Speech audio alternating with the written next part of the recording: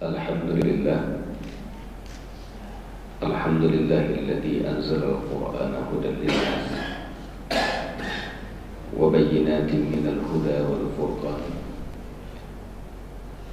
wa an'ama 'alaina ni'matal imani wal islam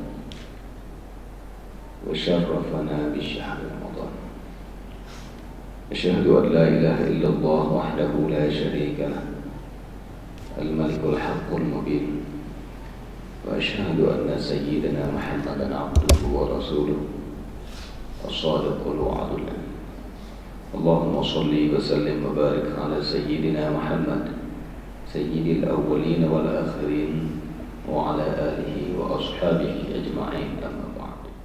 Kemudian salawat dan salam adalah kita hantarkan ke pangkuan Nabi besar Muhammad sallallahu alaihi wasallam dan juga seterusnya kepada keluarga, para sahabat beliau, para tabi'in, tabi'in dan juga kepada para alim ulama sekalian. Yang saya hormati dan saya muliakan Kepala Sekretariat MPWC atau yang mewakili, kemudian kepada seluruh karyawan yang bertugas di Sekretariat MPWC yang kita hormati ini. Baik, insyaallah pada pagi yang berbahagia ini mungkin kita akan bincang-bincang tentang masalah yang berkaitan baik dengan akidah maupun nanti kita kirim kepada hal-hal yang berkaitan dengan ibadah puasa. Terlebih lagi tidak beberapa hari yang lalu kita baru melewati satu peristiwa penting dalam bulan suci Ramadan, yaitu nuzulul Quran. Kalau kita rasakan dan kita hayati, sebenarnya kita yang berada di tempat ini hari ini, yang berada di bulan yang sangat mulia ini, adalah merupakan hamba-hamba pilihan Allah Subhanahu wa ta'ala. Kalau kita rasakan dan kita hayati. Kenapa kita katakan demikian? Karena dari awal penciptaan kita sebagai manusia, Allah Subhanahu wa ta'ala dari sekian banyak sel benih yang masuk ke dalam ovum wanita, itu hanya satu yang dibuahi, dan satu itu adalah kita hadir pada hari yang berbahagia. Kemudian dari sekian banyak yang ditempatkan di dalam rahim, tidak semuanya ditempatkan di dalam rahim seorang ibu yang beriman kepada Allah. Tidak sedikit daripada beberapa manusia lainnya ditakdirkan Allah mereka dipermambiakan di dalam rahim ibu-ibu mereka yang na'udzubillah tidak beriman kepada Allah Subhanahu wa ta'ala.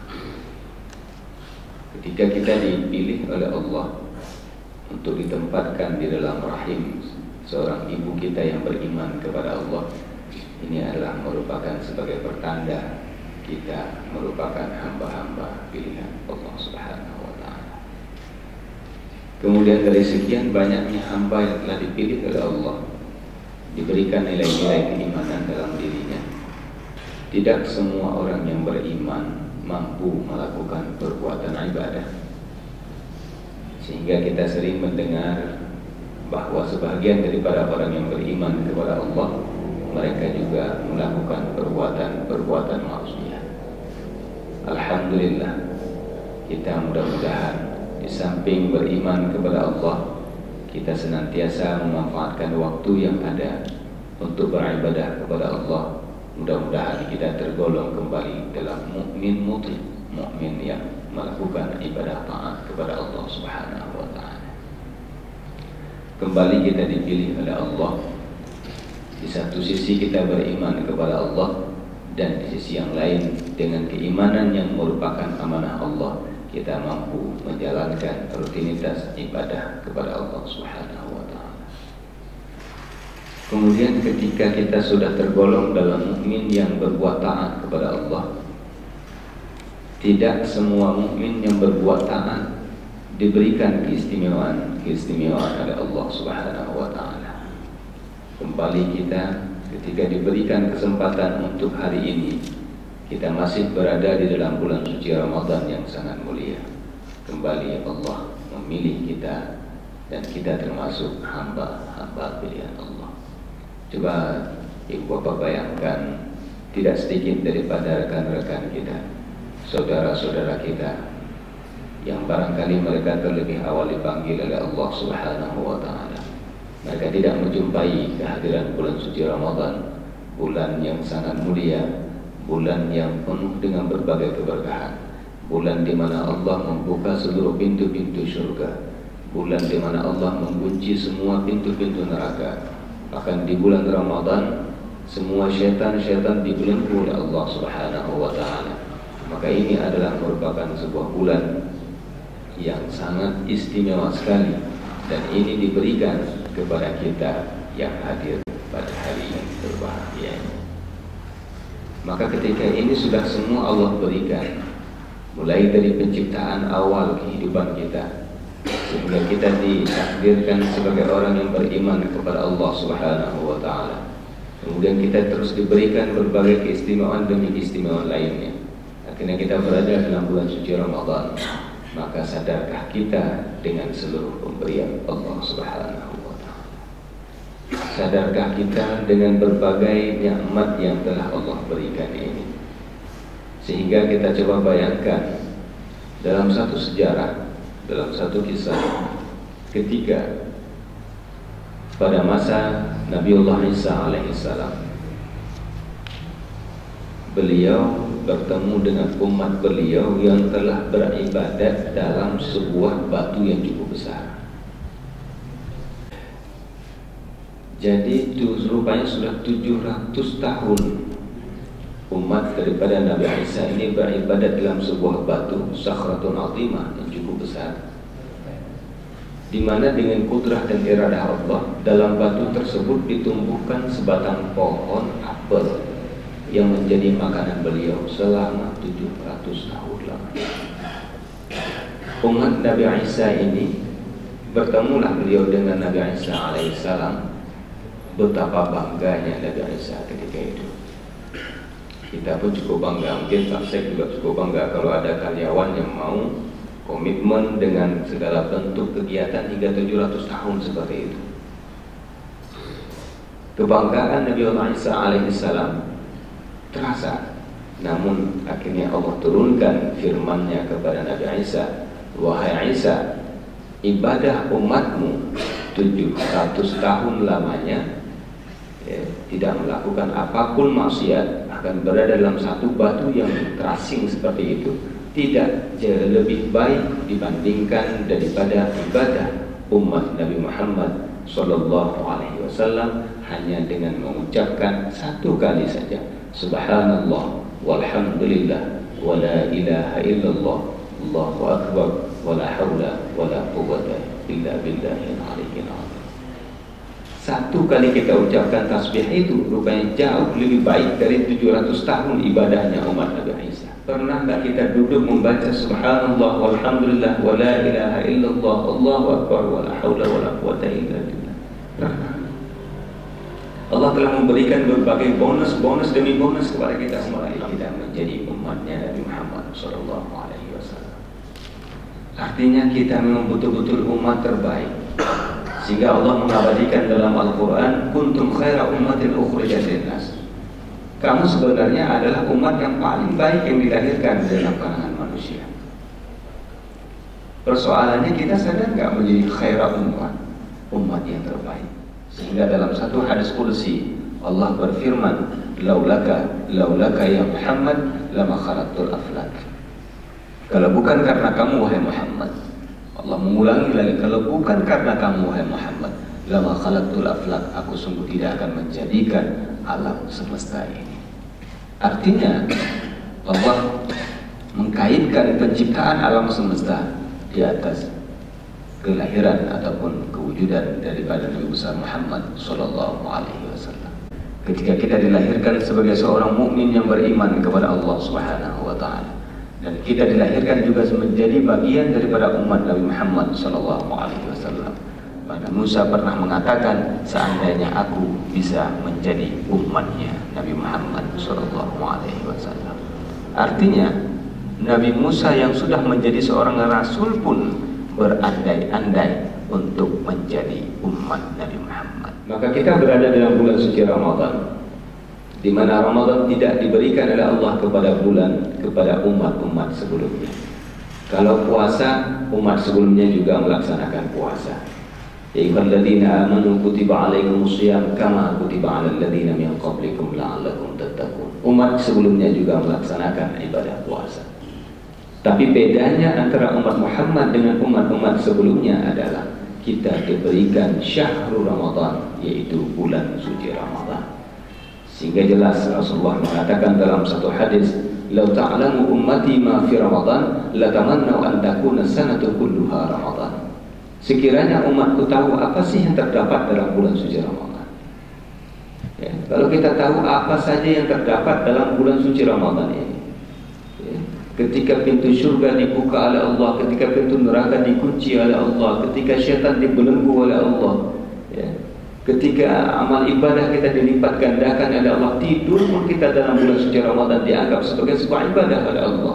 Diam pun kita dianggap sebagai tasbih oleh Allah Subhanahu wa taala. Luar biasa keistimewaan terdapat dalam bulan suci Ramadan ini. Kalau itu tahu umatku dan dia bisa merasakan dengan hati keimanan, dengan nur keimanan, maka la tamannau an takuna sanatu kulluha Ramadan. Sungguh umatku, kata baginda Rasulullah, mengharapkan agar sepanjang tahun menjadi Ramadan. Cuma pada fikir bohong-bohong tepul. Yang pada ingat tu jauh, pada bayang hirum irah pada tepul, ada tiup bagai habis untuk Ramadan ni. Kan? Pada bayang si megang belum, nanti megang ni pada.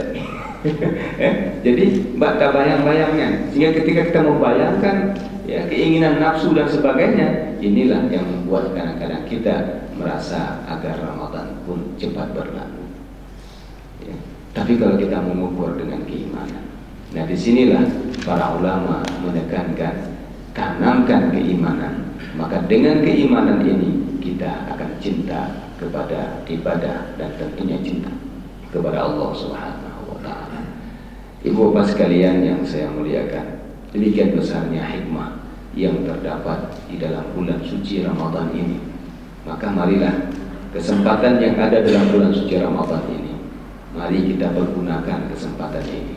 Jangan kita lewatkan. Ramadan sudah hampir habis sepertiganya yang kedua. Yang pertama, 10 yang pertama telah berlalu, di mana Allah membukakan pintu rahmat. Apakah kita sudah meminta rahmat Allah Subhanahu wa taala? Pintu kedua akan ditutup hari ini. 19-20 hari ini. 19 ya, besok insyaallah. Maka berarti apakah kita sudah minta maghfirah, pengampunan daripada Allah Subhanahu wa taala? Tapi yakinlah, besarnya dosa kita masih luas lagi pintu keampunan Allah Subhanahu wa taala. La tayasu an rahmatillah. Jangan pernah berputus asa daripada rahmat Allah Subhanahu wa taala. Jangan kita merasakan mungkin saya banyak dosa, mungkin saya tidak diterima oleh Allah.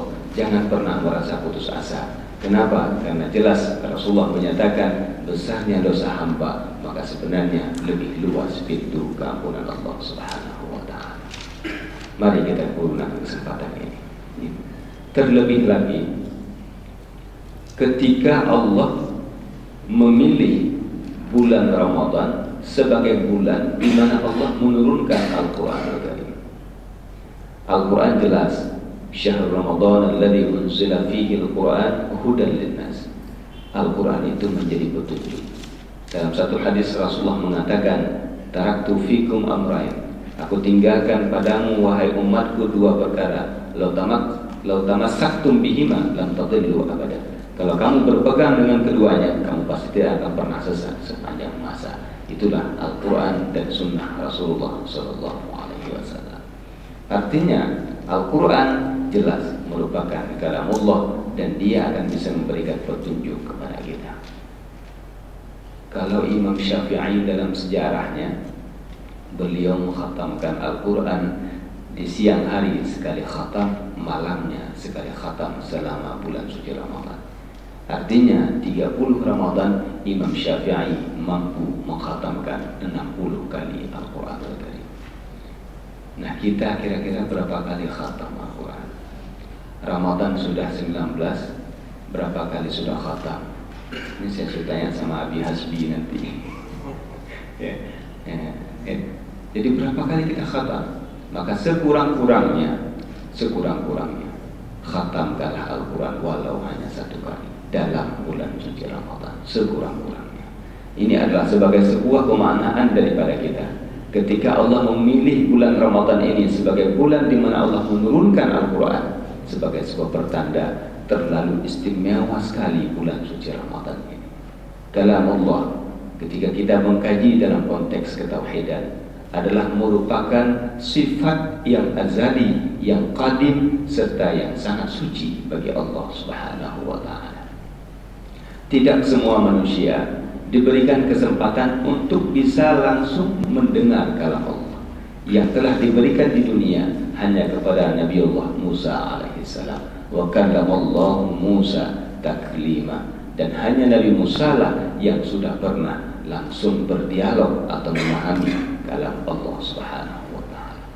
Kita hanya diberikan Al-Quran oleh Allah yang sudah tertulis demikian rupa, walaupun itu bukan mencerminkan hakikat daripada sifat Allah Subhanahu wa ta'ala, tapi apa yang terdapat dalam Al-Quranul Karim, maka ini tidak keluar substansinya daripada yang terdapat di dalam sifat Allah kalam yang azali. Maka ternyata Allah memilih untuk menurunkan kalamnya kepada baginda Rasulullah Sallallahu Alaihi Wasallam pada bulan ini, bulan suci Ramadan. Kenapa tidak dipilih bulan Sya'ban? Kenapa tidak dipilih bulan-bulan yang lain, Syawal dan sebagainya? Ini sebagai sebuah pertanda ketika kalam Allah merupakan sifatun qadimatun azaliyah serta qudusiyah yang merupakan sifat yang sangat suci bagi Allah Subhanahu wa ta'ala, terlepas daripada segala bentuk kalam-kalam manusia yang kotor dan menjijikkan. Maka ini sebagai sebuah pertanda Ramadan juga bulan yang sangat suci. Jadi kalau dalam Ramadan pun yang merupakan bulan di mana Allah menurunkan Al-Quran, ternyata kita belum mampu mengkhatamkan 1 kali Al-Quranul Karim, ini berarti kita betul-betul tidak menghargai kehadiran bulan suci Ramadan. Mudah-mudahan inilah yang dapat saya sampaikan sedikit banyak tentang kaitan dengan Ramadan dan lainnya. Demikian, mungkin nanti ada hal-hal yang ingin didiskusikan. Jadi langsung aja, Pak Ustadz, ini ada di antara kami belum memahami benar yang membatalkan puasa, terutama yang puasa setelah batal itu harus diganti, sampai gantinya sampai 60 hari misalnya berturut-turut. Nah, ini tolong kalau saya sampaikan mana dalilnya kenapa harus menggantikan sampai 60 hari. Terima kasih pada sekretariat kita. Yang pertama sekali berkaitan dengan hal-hal yang membatalkan puasa. Sebenarnya puasa ini rukunnya cuma 2. Beda dengan sembahyang. Kalau sembahyang sampai 18 rukun panjang, puasa cuma 2. Yang pertama niat. Dan menurut mazhab Syafi'i kita harus niat setiap malam. Walaupun di sini kita bisa mengamalkan pendapat mazhab Maliki yang mengatakan kita bisa niat sebulan penuh kemarin dulu waktu di awal Ramadan. Kemudian yang kedua, imsak, menahan diri dari segala yang membatalkan puasa. Dan imsak ini artinya masuknya sesuatu ke dalam rongga, baik melalui mulut dengan makan dan minum, ataupun dengan masuk sesuatu melalui hidung, atau telinga dan seluruh anggota rongga lainnya. Ini kalau sudah masuk maka itu membatalkan puasa. Termasuk ini barangkali yang perlu kita pahami ketika kita qada hajat. Ketika kita qada hajat, saya minta maaf biar ini untuk paham hukum ya. Ketika najis keluar, itu kalau sempat ketika dikat, dipotong, ada sebahagian masuk lagi ke dalam, batal puasa kita. Artinya najis keluar itu harus betul-betul keluar, Tidak boleh sampai ketika dipotong oleh halqah dubur kita ada terasa sesuatu yang naik lagi ke atas, berarti dia sudah pernah menjadi bagian luar, kemudian dia masuk ke dalam rongga kembali, dan itu membatalkan puasa kita. Jadi makanya kalau qada hajat orang puasa itu berat juga rupanya perjuangannya. Ya, berat perjuangannya. Salah-salah bisa batal puasa. Nah ini ya secara hukum. Ya. Nah kemudian juga yang ikut membatalkan puasa, terjadi hubungan di siang Ramadan. Terjadi hubungan di siang Ramadan. Ini ikut juga membatalkan puasa, bahkan dikenakan sanksi kafarat puasa hingga 2 bulan berturut-turut. Awalnya bukan langsung 2 bulan, tapi bayar memerdekakan seorang budak.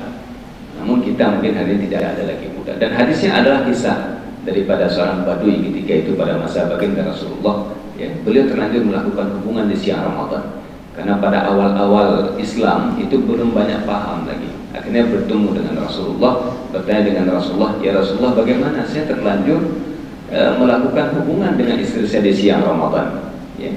Rasulullah mengatakan, kamu punya budak? Tidak ya Rasulullah. Kalau begitu kamu puasa 2 bulan berturut-turut. 2 bulan berturut-turut, yang sebulan aja kecolongan. Apalagi 2 bulan, artinya dia tidak mampu melakukannya. Mungkin karena umurnya yang sudah tua dan sebagainya, dia merasa tidak mampu. Tapi betul-betul dibuktikan, dan itu dirasakan oleh baginda Rasulullah. Kalau kamu tidak mampu puasa 2 bulan berturut-turut dengan kondisi sakit dan tua dan sebagainya, maka beri makanan kepada 60 orang fakir miskin. Setiap 1 orang ukurannya adalah 1 mud. 1 mud itu lebih kurang setengah bambu kalau ukuran kita. Ya, ini ya ternyata Badui Arab ini dia paling miskin, jangankan ngasih ke orang, sendiri juga nggak punya. Akhirnya tersenyum Rasulullah sehingga nampak gigi serinya baginda Rasulullah itu sebagai sebuah tanda Rasulullah sangat gembira melihat orang Badui ini. Akhirnya beliau ambil satu kalau kita satu bekas daripada kurma, kemudian diserahkan kepada Bani Arab, ambil ini dan sedekahkan kepada keluarga. Artinya ini diambil sebagai sebuah dalil bahwa ketika terjadi hubungan di siang Ramadan, puasa kita batal, dan puasa hari tersebut mesti kita qada, ditambah lagi dengan 2 bulan berturut-turut. Ya, tapi kita nggak boleh kayak Badui Arab, nggak sanggup ini, nggak sanggup, nggak boleh, jalan dulu, udah macet di tengah jalan, nanti baru kita lihat, ya, jalani dulu 2 bulan itu, dan itu memang merupakan hal yang sangat serius, ya. Jadi ini juga harus dijaga, ya, karena memang merupakan hal yang untuk menjaga kemurnian daripada ibadah puasa. Dan juga yang harus kita pahami, walaupun istri kita, walaupun suami kita, ya, tidak boleh untuk terjadi hubungan-hubungan, walaupun kadang-kadang belum sampai kepada hubungan yang serius, artinya bersendang gurau juga tidak boleh. Itu membatalkan pahala puasa. Artinya ibadah puasa ini, ya, untuk mencapai sebuah ibadah yang maksimal, ibadah yang sempurna, ini betul-betul harus dijaga dari segala sesuatu yang bisa membangkitkan hal-hal syahwat ini. Bahkan para ulama mengatakan, jangankan hal-hal bermesum dengan suami istri seperti itu, mendengar nyanyian-nyanyian yang itu menyebabkan kita lalai daripada mengingat Allah, termasuk perkara yang membatalkan pahala puasa kita. Makanya jelas Rasulullah mengatakan, kam min shaimin laisa lahu min shiyamihi illa al-ju' wal 'atsh.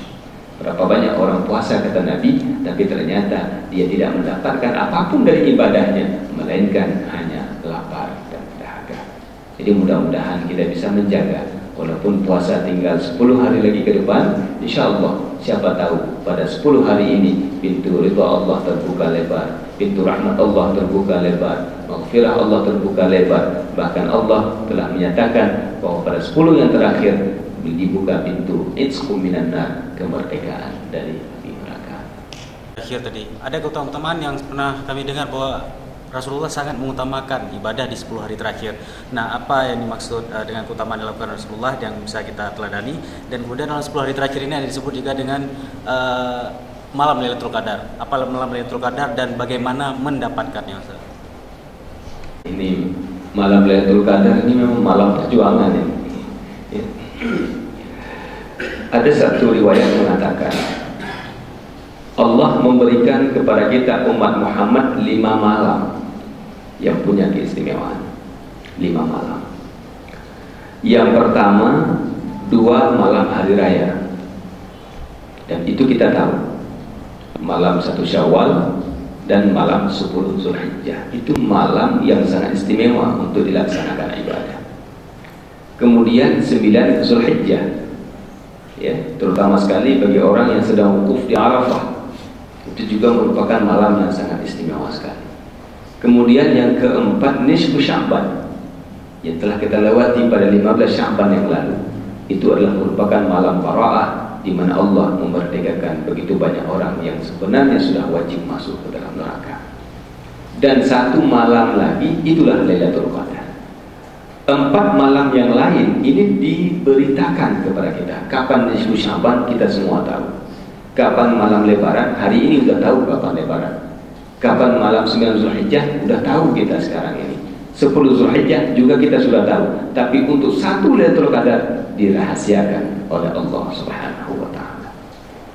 Artinya potensi kita untuk bisa memperoleh Lailatul Qadar juga sangat dipengaruhi oleh ibadah kita pada 4 malam yang ada itu. Kalau nisfu Sya'ban kita lewat biasa saja, yang sudah tahu saja nggak bisa ketemu, nggak bisa dapat berkahnya, apalagi yang rahasia. Kan seperti itu, ya. Kalau nanti malam hari raya kita terlewatkan begitu saja, asik main petasan, ada udah berjenggot masih main petasan, ya. Nah, ini berarti kita melewatkan malam yang sangat istimewa, yang merupakan di mana Allah memberikan keistimewaan pada malam tersebut. Minal aidina wal faizin, kita tergolong kepada orang yang kembali kepada fitrah dan kejayaan. Maka ini juga sebagai bukti kita sulit rasanya untuk bisa bertemu dengan Lailatul Qadar. Namun Rasulullah memberikan beberapa kiat, antara lain adalah i'tikaf pada 10 yang terakhir. Ketika kita bisa melakukan i'tikaf pada 10 yang terakhir, kita tetap berada di masjid, kita beriktikaf di dalam masjid sepanjang malam, kita tidak tidur sambil kita beriktikaf membaca Al-Quran dan qiyamul lail. Mudah-mudahan ini salah satu cara kita untuk bisa bertemu dengan Lailatul Qadar. Sehingga para ulama-ulama yang sudah pernah bertemu dengan Lailatul Qadar memberikan gambaran bahwa malam Lailatul Qadar itu pada umumnya adalah berada pada malam-malam yang ganjil. Malam Lailatul Qadar juga pada umumnya dia merupakan sebuah malam yang sangat berbeda dengan malam-malam yang lain, di mana ketika siangnya itu bisa dirasakan matahari agak redup. Nah, kalau ditanya kenapa kok bisa redup matahari, ternyata pada malam Ramadan, pada malam Lailatul Qadar, malaikat Jibril turun ke langit dunia. Pada malam Lailatul Qadar, malaikat Jibril turun ke langit dunia, dan sayapnya yang begitu besar itu sampai menutupi matahari, sehingga matahari terkesan redup karena dia terhijab oleh sayapnya malaikat Jibril yang turun pada malam Lailatul Qadar. Angin tidak ada, agak tenang. Jadi semuanya sujud pada malam itu. Pohon-pohon sujud, angin sujud, semua sujud, binatang sujud, tidak ada suara jangkrik dan sebagainya. Itulah sebagai tanda malam itu malam Lailatul Qadar.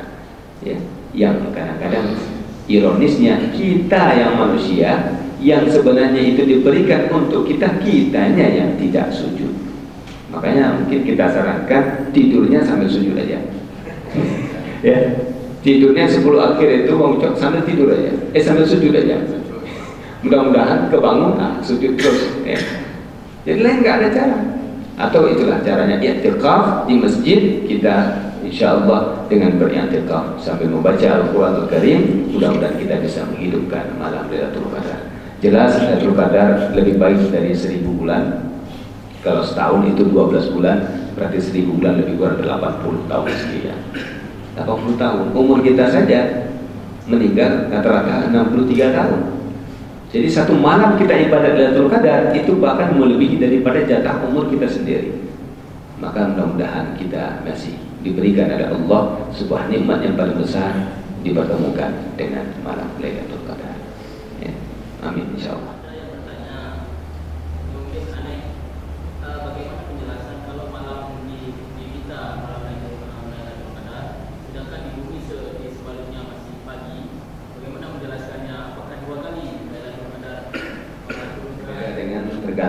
saat terbitnya matahari.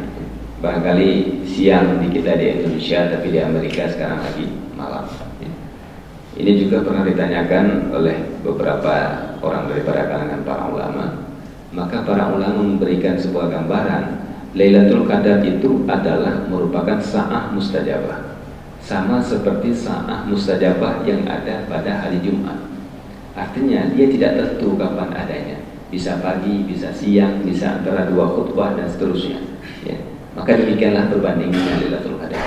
Artinya dia semacam sesuatu yang berjalan, sa'ah mustajabah itu. Artinya ketika malam di kita, sa'ah itu datang. Nah ketika kita sudah siang tapi masih malam di tempat orang lain, sa'ah itu akan pergi ke sana.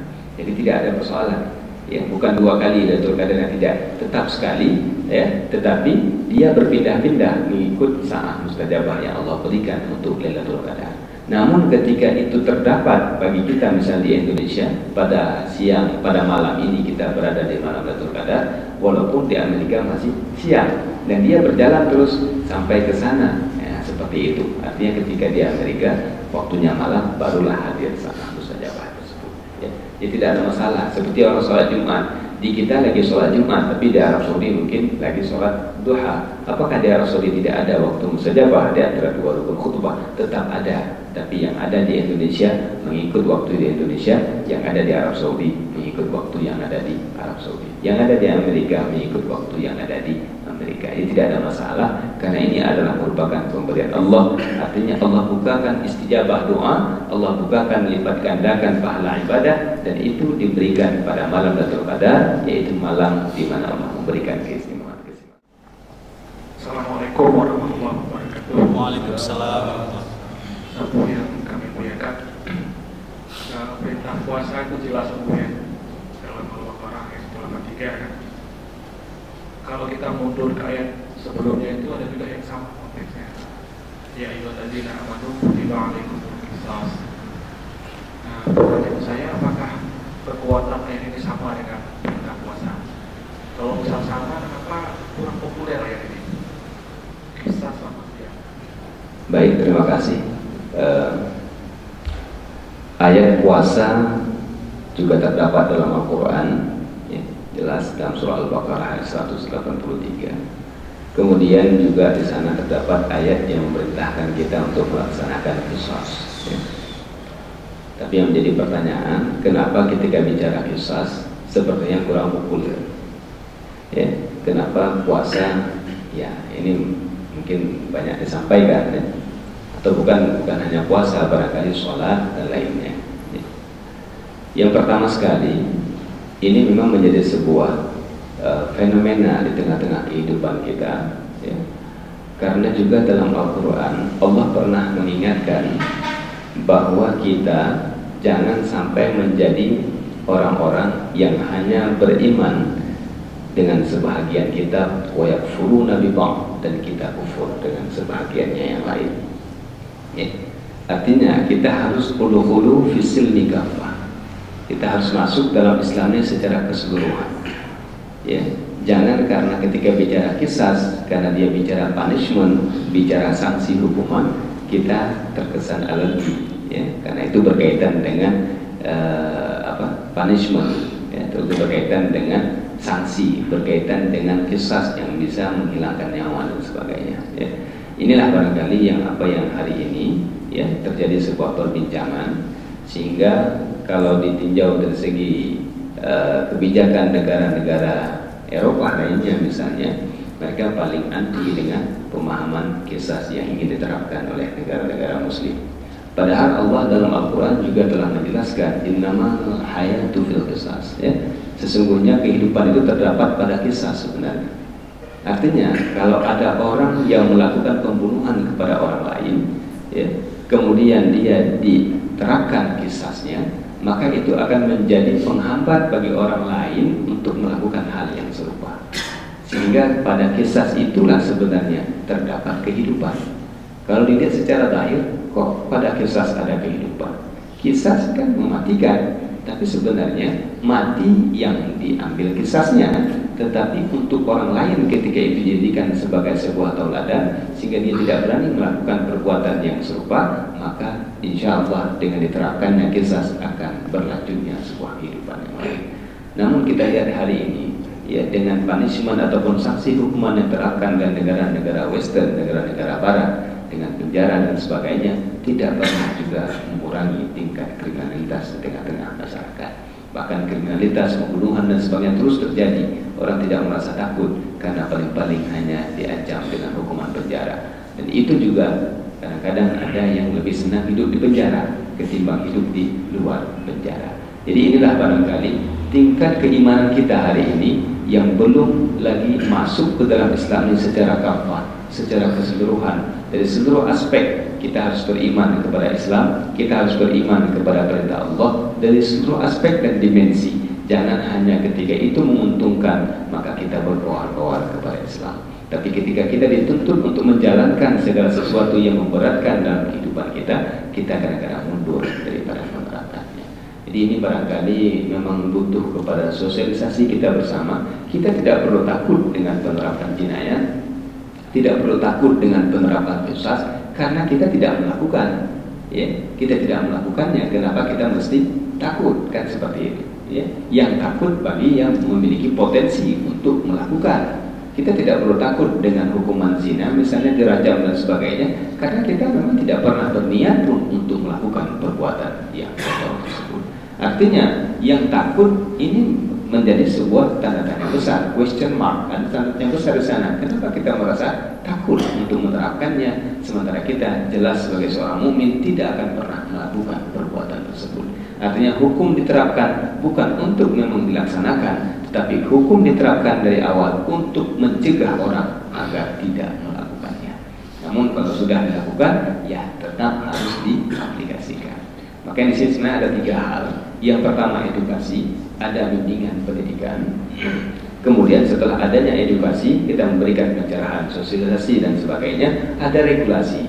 Maka di sini lahirlah perannya pemerintah. Tapi ketika regulasi sudah dibuat, kanun sudah ada, tidak ada implementasi, juga tidak akan bermakna apa-apa. Artinya edukasi, regulasi dan implementasi 3 aspek ini adalah merupakan satu pemersatuan untuk bisa menciptakan baldatun thayyibatun wa rabbul ghafur.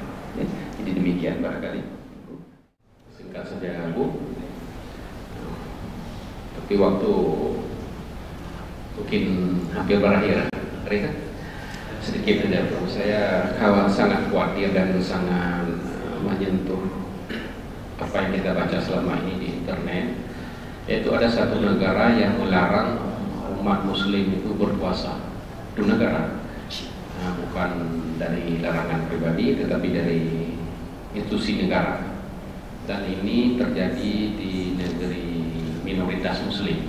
Nah, yang perlu kami tanyakan bagaimana mengenai masalah puasa dari warga muslim tersebut yang minoritas. Padahal puasa itu kan tidak membuat negara bangkrut sebenarnya, kan? Nah, ini kalau persoalan pribadi ini bagaimana? Bisa saja juga nanti di kalangan kita, di negara kita. Ini selama ini kita baca ada satu daerah kabupaten yang melarang halal bihalal dan termasuk melarang pelaksanaan ibadah kurban misalnya. Itu katanya alasan mengotori lingkungannya. Nah ini mungkin sedikit-sedikit mungkin dosi pada yang udah kan. Nah, oleh karena itu ya seperti yang Bu bilang tadi, berarti doktrin itu harus kuat untuk bawah sampai ke bawah sampai ke anak kita. Ya, mungkin ya satu segi juga mungkin kalau misalnya pimpinan kita dipegang oleh non Islam lain cerita lagi. Berkaitan dengan kondisi sebahagian masyarakat kita, masyarakat muslim yang barangkali menjadi bagian minoritas di sebuah negara yang lain, ya, ketika mereka dilarang untuk berpuasa secara hukum agama, mereka memang dalam keadaan darurat. Artinya kalau mereka bisa bertahan untuk tetap berpuasa secara sembunyi-sembunyi, ini tetap wajib mereka lakukan. Dan kalau misalkan dengan mereka menjalankan puasa, maka mereka bisa teraniaya dan sebagainya. Kalau mereka sanggup bersabar, itu jauh lebih baik. Ya, tapi kalau mereka tidak mampu bersabar, maka ini menjadi sebuah darurat bagi mereka untuk tidak berpuasa, tapi dengan catatan puasa tersebut mesti mereka qadha.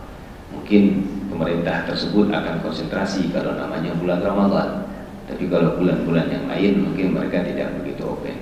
Tapi sebenarnya disinilah letak persatuan kita umat Islam. Hari ini ketika kita terkotak-kotak dengan negara masing-masing yang membatasi dengan fiskal dan visa dan sebagainya, inilah yang membuat pemecahan di antara kita sebagai sesama muslim. Sebenarnya ketika Allah menyatakan dalam Al-Quran innamal mu'minuna ikhwah, maka sebenarnya muslim-muslim dari negara-negara yang lain yang merupakan persatuan negara-negara muslim dunia, OIC dan sebagainya misalnya, harus mengambil tindakan tegas terhadap persoalan-persoalan seperti ini. Ketika kaum minoritas Kristen ataupun non-Muslim bisa hidup dengan tenang di negara Islam, tanpa pernah mereka kita kacaukan dan tidak pernah kita berbuat hal-hal yang tidak baik kepada mereka. Contoh kerukunan beragama yang ada di Aceh misalnya, sangat rukun kehidupan, kita tidak pernah menghiraukan mereka, tidak pernah melarang mereka. Kenapa umat Muslim yang minoritas ternyata mereka tidak mampu untuk bisa hidup dengan ritual ibadah mereka? Maka di sini letak persaudaraan kita, dan insya Allah sebenarnya dengan persatuan yang baik ini bisa teratasi. Ya, makanya disinilah mungkin harus ada kejernihan daripada pemimpin kita ke depan dalam memilih, dan kepada kita sebagai rakyat dalam menentukan pemimpin kita ke depan juga harus jernih dalam menilai.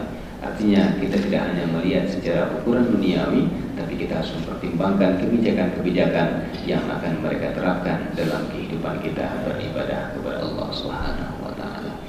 Jadi ini memang merupakan sebuah fenomena, tapi kondisi hukum Islam seperti itu, artinya kalau mereka bisa bertahan dan mereka sampai meninggal karena mempertahankan hal ini, berarti mereka mudah-mudahan matinya adalah mati syahid. Tapi kalau mereka tidak mampu melakukannya karena keterbatasan mereka, itu termasuk dalam daruriyah, kecuali kalau persoalan iman. Kalau iman disuruh tukar, ini tidak boleh ditukar walaupun nyawa harus melayang. Kalau kita tukar keimanan karena kita takut mati, jelas kita matinya mati kafir. Artinya ketika bicara persoalan keimanan tidak ada tawar-menawar dalam Islam, tapi kalau furu'iyah, Islam masih memberikan jalan keluar tergantung kemudaratannya. Jadi mungkin demikian, mudah-mudahan hal ini tidak sampai ke negeri kita, dan kita setidak-tidaknya kalaupun tidak mampu memberikan dukungan fisik dan lainnya, kita memberikan dukungan doa agar saudara-saudara yang seiman dan seakidah dengan kita, mereka bisa menjalankan ibadah sesuai dengan keyakinannya masing-masing. Amin ya rabbal alamin. Mungkin demikian. Kita dulu langsung. Ya, kita akhiri dengan minasyaitonirrajim. Bismillahirrahmanirrahim. Alhamdulillahi rabbil alamin, hamdan hamidin, hamdan syakirin, hamdan yuwafi ni'amahu wa yukafi mazidah. Ya Rabbana lakal hamdu kama yanbaghi li jalali wajhikal karim wa 'azimi sultanik. Allahumma shalli wa sallim wa barik ala sayyidina Muhammad wa ala alihi wa ashabihi ajma'in. Allahumma ahsin 'aqibatana fil umuri kulliha wa ajirna min khizyi dunya wa 'adzabil akhirah. Allahumma la tusallit 'alaina bi dhunubina man la yakhafuka wa la yarhamuna. Allahumma awdi'na an nashkura ni'mataka allati an'amta 'alaina wa 'ala walidina wa an na'mala salihan tardah wa an tudkhilana bi rahmatika fi 'ibadika shalihin. Allahumma habbib ilayna al-iman wa zayyinhu fi qulubina wa karrih ilayna al-kufra wal fusuqa wal 'asyan waj'alna minal rasyidin. Rabbana atina fid dunya hasanah wa fil akhirati hasanah wa qina 'adzaban nar wa qina 'adzaban nar wa qina 'adzaban nar wa adkhilna jannata ma'al abrar ya aziz ya ghaffar ya Allah ya rabbal alamin. Wa sallallahu wa sallam ala sayyidina Muhammad wa ala alihi wa ashabihi ajma'in. Subhana rabbika rabbil izzati amma yasifun wa salamun 'alal mursalin walhamdulillahi rabbil alamin. Al-Fatihah.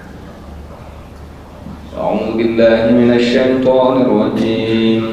بسم الله الرحمن الرحيم.